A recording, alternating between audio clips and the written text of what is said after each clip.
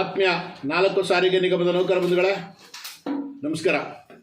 ಬಂಧುಗಳೇ, ತಮಗೆಲ್ಲ ಗೊತ್ತಿದೆ ನಾಳೆ ಮುಷ್ಕರ ಇಲ್ಲ ಅನ್ನುವಂಥ ವಿಚಾರ. ಯಾಕಪ್ಪ ಅಂತಂದರೆ ಹೈಕೋರ್ಟ್ಗೆ PLI ಹಾಕಿಸಿದ್ರು. ಅದರಿಂದ ಹೈಕೋರ್ಟು ಮುಷ್ಕರನ ನಿಲ್ಲಿಸಬೇಕು ಅಂತೇಳಿ ಆದೇಶ ಆಗಿದೆ ಅನ್ನುವಂಥದ್ದು ಎಲ್ಲ ಪತ್ರಿಕಾ ಮಾಧ್ಯಮ ಮತ್ತು ಎಲ್ಲ ಕಡೆ ನೋಡಿರುವಂಥದ್ದು. ಇದಕ್ಕೆ ಮುಖ್ಯವಾಗಿ ಒಂದು ಕೇಳಿಬರ್ತಾ ಇರುವಂಥದ್ದು, ಈ ಬಾರಿ PIL ಹಾಕ್ಸಿರುವಂಥದ್ದು ಮಾನ್ಯ ಸಾರಿಗೆ ಸಚಿವರ ಕಡೆಯವರೇ ಹಾಕ್ಸಿರೋದು, ಸಾರಿಗೆ ಸಚಿವರೇ ಹಾಕ್ಸಿರೋದು ಅಂತೇಳಿ ಆರೋಪ ಕೇಳಿಬರ್ತಾ ಇರುವಂಥದ್ದು. ಜೊತೆಗೆ ನಾನು ಮಾನ್ಯ ನ್ಯಾಯಾಲಯಕ್ಕೆ ತುಂಬ ಗೌರವ ಕೊಡಬೇಕಾಗಿರುವಂಥ ವಿಚಾರ.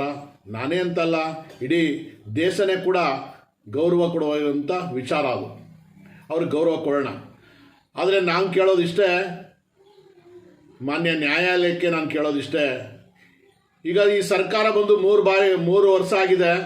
ಹಲವಾರು ಬಾರಿ ಹೋರಾಟಗಳಿಗೆ ಕರೆ ಕೊಟ್ಟಾಗೆಲ್ಲ ಹಿಂದೆನೂ ಕೂಡ ಇದೇ ರೀತಿ PLI ಹಾಕಿಸಿ ಇಂಥದ್ದು. ಮತ್ತು 2025 ಡಿಸೆಂಬರ್ 31ನೇ ತಾರೀಕು ಕರೆ ಕೊಟ್ಟಾಗ ಕಾರಣಾಂತರದಿಂದ ವಾಪಸ್ ತಗೊಂಡಿದ್ದಂಥದ್ದು. ಹೀಗೆ ಹಲವಾರು ಹೋರಾಟಗಳು ಮಾಡಿ ವಾಪಸ್ ತಗೊಂಡಿರುವಂಥದ್ದು. ಮಾನ್ಯ ನ್ಯಾಯಾಲಯಕ್ಕೆ ನಾನು ಮನವಿ ಮಾಡ್ತೇನೆ, ನಮ್ಮ ಸಾರಿಗೆ ನೌಕರಿಗೆ ನ್ಯಾಯ ಕೊಡೋರು ಯಾರು? ಈಗ ನೀವು ಮುಷ್ಕರ ನಿಲ್ಲಿಸಿ ಅಂತ ಹೇಳ್ತಾ ಇದ್ರಿ, ಸಾರ್ವಜನಿಕರಿಗೆ ತೊಂದರೆ ಆಗುತ್ತೆ ಅಂತ ಹೇಳ್ತಾ ಇದ್ರಿ. ಖಂಡಿತ ನಾವು ಅದನ್ನು ಗೌರವಿಸೋಣ. ಆದರೆ ನಮ್ಮ ಕಷ್ಟಕ್ಕೂ ಕೂಡ ನೀವು ಪರಿಹಾರ ಸೂಚಿಸಬೇಕಲ್ವಾ? ಮಾನ್ಯ ಮುಖ್ಯಮಂತ್ರಿಗಳಿಗೆ ತಾವು ಆದೇಶ ಮಾಡಬೇಕು. ಈಗ ಏನು ಕನ್ಸಿಲೇಷನ್ ಇದೆ, ಆ ಕನ್ಸಿಲೇಷನ್ ಒಳಗಡೆ ನೀವು ಅವ್ರಿಗೆ ಕೊಡಬೇಕಾದಂಥ ರೀತಿ, ಇದನ್ನ ನ್ಯಾಯಯುತವಾದ ವಿಚಾರವನ್ನು ನೀವು ಕೊಡಬೇಕು ಅನ್ನುವಂಥ ವಿಚಾರನ ನೀವು ಅವರು ಕೂಡ ಆದೇಶ ಮಾಡಬೇಕು. ಆಗ ಮಾತ್ರ ನಮಗೆ ನ್ಯಾಯ ಸಿಕ್ಕುವಂಥದ್ದು. ಈಗ ನಾವು ಇವತ್ತು ಸಂವಿಧಾನಾತ್ಮಕವಾಗಿ ನಮ್ಮ ಹೋರಾಟದ ಹಕ್ಕನ್ನೇ ನೀವು ಕಿತ್ಕೋತಾ ಇದ್ದೀರಾ ಅಂತ ನಾವು ಭಾವಿಸ್ತೇವೆ. ಯಾಕೆಂದರೆ ಸಾರ್ವಜನಿಕರಿಗೆ ತೊಂದರೆ ಆಗ್ತದೆ ಅಂದರೆ ನಾವು ಕೆಲಸ ಮಾಡ್ತಾ ಇದ್ದೀವಲ್ಲ, ನಮ್ಗೆ ಯಾರು ಕೇಳಬೇಕು ಸ್ವಾಮಿ? ಯಾರನ್ನ ಕೇಳಬೇಕು ನಾವು? ನೋಡಿ, ತುಂಬ ಸಾರಿಗೆ ನೌಕರು ತುಂಬ ಕಷ್ಟಕರದಲ್ಲಿ ಜೀವನ ಮಾಡ್ತಾ ಇದ್ದಾರೆ. ಇವತ್ತು ಜನಪ್ರತಿನಿಧಿಗಳು 95ರಿಂದ 100% ವೇತನ ಜಾಸ್ತಿ ಮಾಡಿಕೊಂಡ್ರು. ನಮಗೆ 15% ಟಿಕೆಟ್ ರೇಟ್ ಜಾಸ್ತಿ ಮಾಡಿದ್ರು ಪ್ರಯಾಣಿಕರಿಗೆ, ನಮಗೆ ವೇತನ ಕೊಡಬೇಕು ಅಂತ ಹೇಳಿ. ಆದರೆ ಕಾನೂನು ಬದ್ಧತೆಯಿಂದ ವೇತನ ಕೊಟ್ಟಿಲ್ಲ ಇವರು. ಕೈಗಾರಿಕಾ ಒಪ್ಪಂದ ಏನಿದೆ, ಆ ಒಪ್ಪಂದದ ಪ್ರಕಾರ ಇವರು 4 ವರ್ಷಕ್ಕೊಂದ್ಸಲ ವೇತನ ಅಗ್ರಿಮೆಂಟ್ ಮಾಡಬೇಕಾಗಿದೆ. ಅದ್ರ ಪ್ರಕಾರ ಕೊಟ್ಟಿಲ್ಲ. ಇವರು ಒಂದು ಅಗ್ರಿಮೆಂಟ್ನೇ ಎದುರಿಸುವಂಥ ಕೆಲಸ ಮಾಡಿದ್ದಾರೆ. ಈಗ 15 ತಿಂಗಳು ನಮಗೆ ಮೋಸ ಮಾಡಿ ಕೊಟ್ಟಿರುವಂಥದ್ದು 12% ಏಕಪಕ್ಷೀಯವಾಗಿ. ಕಳೆದ 2020 15% ಕೊಟ್ಟವ್ರೆ. ಈಗ ನಾವು ಅದಕ್ಕಿಂತ ಜಾಸ್ತಿ ಹೋಗ್ಬೇಕು. ಆದರೆ 15 ತಿಂಗಳು ಇಲ್ಲ, ತಿಂಗಳ 38 ತಿಂಗಳಲ್ಲಿ 12 ತಿಂಗಳು ಅದನ್ನು ಕೂಡ ಕಳ್ತ ಮಾಡ್ತಾ ಇದ್ದಾರೆ. ಇದನ್ನೆಲ್ಲ ಗಮನಿಸಿದ್ರೆ ಒಂದು ವೇತನ ಪರಿಷ್ಕರಣೆ ಎದುರಿಸುವಂತ ಕೆಲಸ ಮಾಡ್ತಾ ಇದ್ದಾರೆ. ಮಾನ್ಯ ನ್ಯಾಯಾಲಯಕ್ಕೆ ನಾನು ಮತ್ತೊಮ್ಮೆ ಮನವಿ ಮಾಡ್ತೇನೆ, ಸರ್ಕಾರಕ್ಕೆ ಮತ್ತೆ ಆಡಳಿತ ಮಂಡಳಿಗೆ ಇಷ್ಟು ದಿನದೊಳಗಡೆ ಸಾರಿಗೆ ನೌಕರರ ಸಮಸ್ಯೆನ ಅವ್ರ ಜೊತೆ ಕೂತು ಆಲಿಸಿ ಅದನ್ನ ಪರಿಹರಿಸಬೇಕು ಅಂತೇಳಿ ನೀವು ಗೈಡ್ಲೈನ್ ಕೊಡಿ, ಆದೇಶ ಮಾಡಿ. ಆಗ ನಮಗೆ ನ್ಯಾಯ ಸಿಗುತ್ತೆ. ನಾವು ಇನ್ಯಾರ ಹತ್ರ ನ್ಯಾಯ ಕೇಳೋಣ? ಇವತ್ತು ಹೋರಾಟ ಒಂದೇ ದಾರಿ. ಆ ಹೋರಾಟನೂ ನೀವು ಮಾಡಬೇಡಿ ಅಂತ ಹೇಳಿದ್ರೆ ನಾವು ಇನ್ಯಾರನ್ನ ಯಾವ ರೀತಿ ಕೇಳಬೇಕು ಸ್ವಾಮಿ? ಮಾನ್ಯ ಸಾರಿಗೆ ಸಚಿವರು ಈ ರೀತಿ ನಮ್ಗೆ ನೌಕರಿಗೆ ಒಂದೊಂದು ರೀತಿಯಲ್ಲಿ ಒಂದೊಂದು ಥರ ಎತ್ಕಟ್ಕೊಂಡು ಆಟ ಆಡ್ತಾ ಇರುವಂಥದ್ದು. ಇವತ್ತು ಸನ್ಮಾನ್ಯ ಮುಖ್ಯಮಂತ್ರಿಗಳು ತುಮಕೂರಿನಲ್ಲಿ ಭಾಷಣ ಮಾಡ್ತಾರೆ. ನಾವು 496 ಗ್ಯಾರಂಟಿಗಳನ್ನ ಜಾರಿ ಮಾಡಿರುವಂಥದ್ದು. ಆದರೆ ಅದರಲ್ಲಿ 250ಕ್ಕಿಂತ ಹೆಚ್ಚು ಚುನಾವಣೆ ಭರವಸೆಗಳನ್ನ ಈಡೇರಿಸಿದ್ದೇವೆ.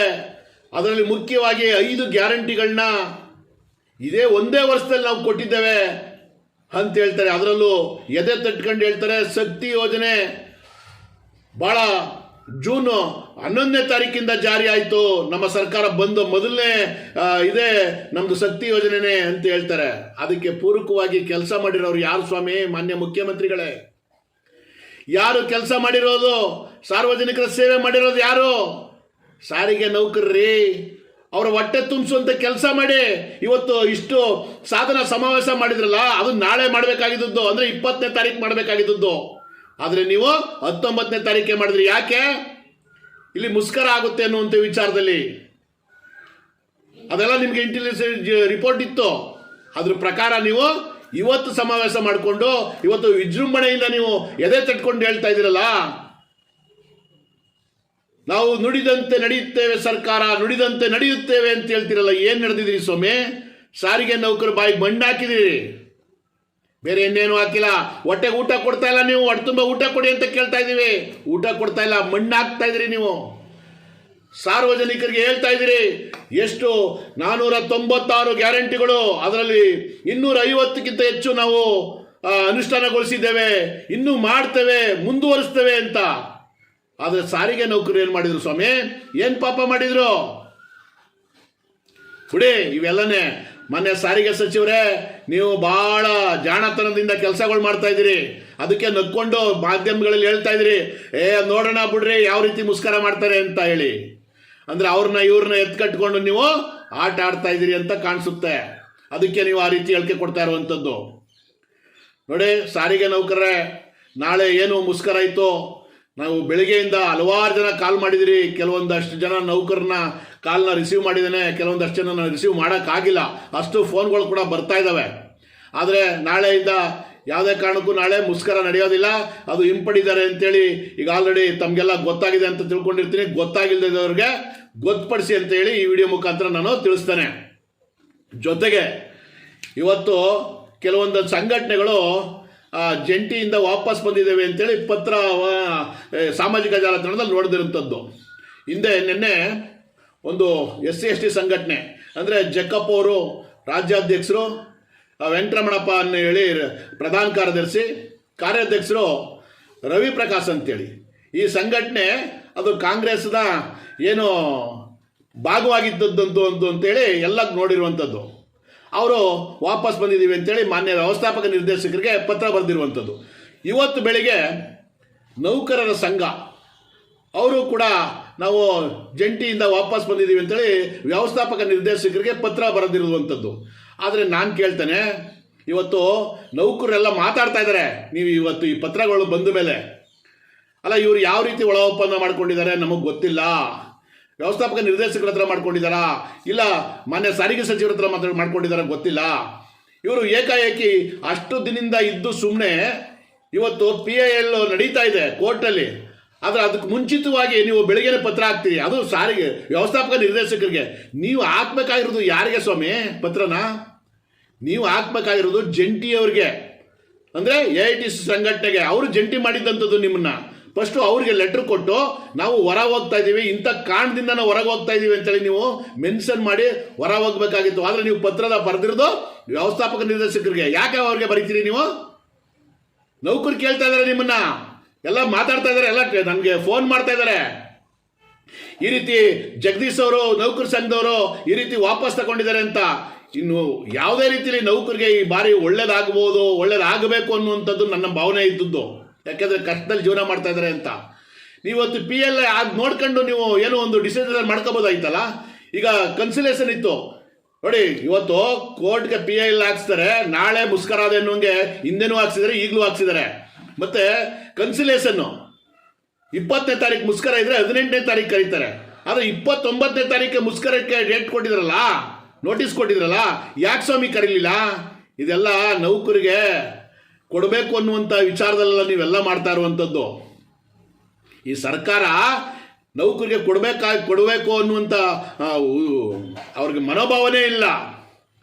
ಆದರೆ ನಾವು ಅಷ್ಟು ಕೆಲಸ ಮಾಡ್ತಾ ಇದ್ದೀವಿ, ನಿಮ್ಮ ಸರ್ಕಾರಕ್ಕೆ ಒಳ್ಳೆ ಹೆಸರು ಬರಲಿಕ್ಕೆ ನಾವೇ ಅರ್ಧ ಕಾರಣ, ಅದನ್ನು ಮರಿಬೇಡಿ ನೀವು.